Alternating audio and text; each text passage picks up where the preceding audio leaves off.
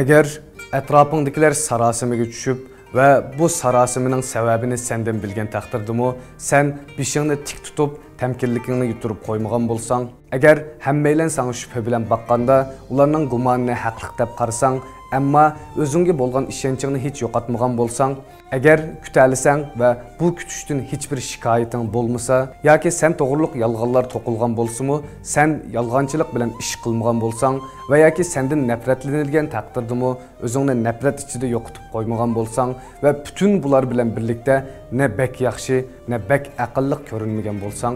agar arzu qilishni bilib, xiyollaringga asir bo'lmasang, shuningdek fikr qilishni bilib, tushunchalaringni nishonan qila olgan bo'lsang, agar muvaffaqiyat yoki mag'lubiyatning ta'mini tetibmi, bu ikki aldamchilikqa yanada o'xshash muomala qila olgan bo'lsang, agar ig'zingdan chiqqan bir haqiqatning ba'zi nachar insonlar tarafidan foydalanib ketishidan, sana to'zoqlar qurilishidan andishida bo'lmasang, yoki hayotingni bag'ishlagan narsalaringning kunlarning birida barbod bo'lganini ko'ribmi, hech umidsizlanmasdan, yanada egilmay, qo'rqmay ularni yangi boshdan boshlay olasang,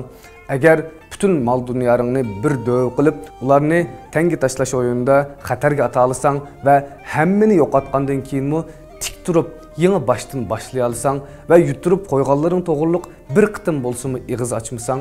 agar yurak, hujayra va muskullaring ojizlashgan taqdirdami ishingni loyiqida qilishga tirisha olsang va o'zingda bardoshlik bar deydigan bir irodadan boshqa kuch qolmagan chog'da bardoshlik biralisang, agar har qanday bir inson bilan chiqishib o'tib, fazilating bilan qalalasang va podshohlar bilan ulfatdosh bo'lib, xarakteringni yo'qotib qo'ymasang, agar ne dushmaning, ne so'ygan do'stlaring seni ranjitalmasa,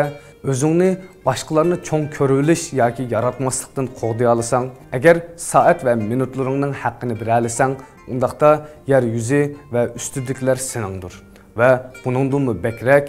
sen bir inson bo'la olgan bo'lsan ey do'stim.